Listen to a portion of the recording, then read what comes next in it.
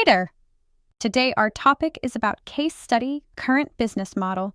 We shall discuss the specific control elements related to this model. Let's get started.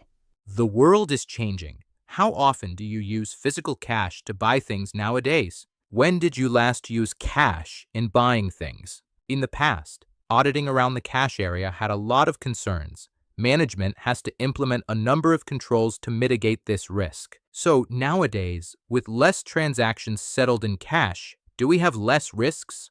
Well, it is difficult to answer, so let's explore. Firstly, there are many means to settle transactions nowadays. Apart from settlement in cash and credit cards, we have a variety of other means. It could be WeChat Pay, Alipay HK, Alipay in China, PayMe, and many more. Different countries may have different means. Some have more and some have less. Considering these are small systems, the revenue of a day might need to be reconciled with all these systems.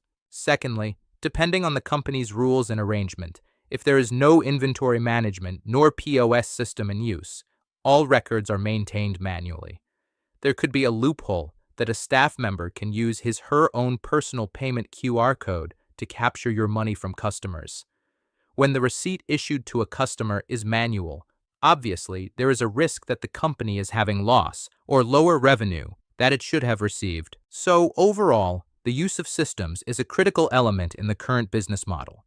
If every document is issued and recorded in the system, there will be less chance for any adjustment to the revenue that the company should have received. Thanks for your time in watching this episode. If you like this channel, please give me a like, subscribe to this channel, and share with your friends and colleagues who may find this useful to them. Next episode is about T&E expenses, Part 2. Please turn on the notification bell for update of new episode. Stay tuned.